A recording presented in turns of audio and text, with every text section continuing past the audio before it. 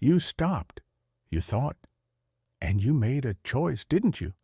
Number, you only thought you did, because, according to Freud, the decision had already been made. While you were still weighing your options, your mind had already chosen, and all that was left for you was to follow. So what does this really mean? According to Freud, the human mind is far more complex than it appears. Our conscious mind, our logic, our reasoning, our decisions, is only the tip of the iceberg. What truly drives us lies beneath, the unconscious, made of repressed desires, forgotten memories, childhood traumas, and primitive instincts. When you say, "I like this," your mind may have chosen it long before you knew it. You're simply arriving at a conclusion your unconscious had already reached. Freud divides the mind into three core structures: the id, impulsive, instinctual, seeking pleasure, demanding now; the ego, negotiating with reality, trying to maintain balance; and the superego, the moral compass, carrying guilt, shame, and internalized rules. You think you're making a choice, but that choice is actually the result of a conflict between these three forces. It's not free will, it's the outcome of an internal war. Most of the time, what feels like choice is just a repetition.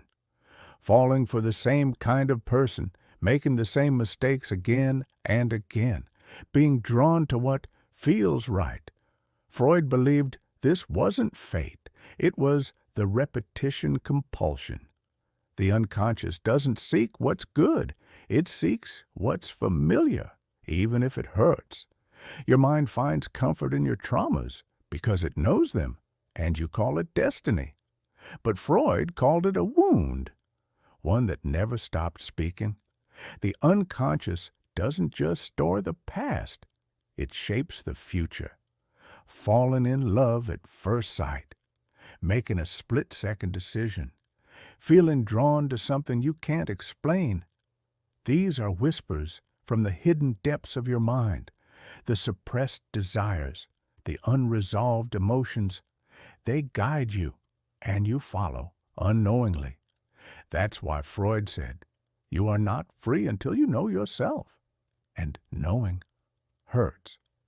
The unconscious reveals itself in dreams, in slips of the tongue, even in jokes. A face in your dream, a word that slips from your mouth, a joke you laugh at too quickly.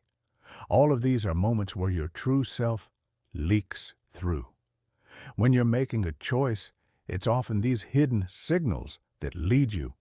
You think, I chose this, but your mind, already wounded, already shaped, had chosen long before you did. Freud didn't aim to judge people, he aimed to understand them. Psychoanalysis invites us to observe ourselves, honestly, to bring the unconscious into light, because only then real choice becomes possible. If your mind is choosing for you, you must learn to know your mind, to face the darkness, to meet the parts of you you've long ignored, and in doing so, you may finally choose for real. You think you're free, but your mind isn't choosing, it's being chosen for. And yet, this isn't a curse, it's a chance. If you begin to observe yourself, to confront what hides within, then for the first time, your choices may truly be yours.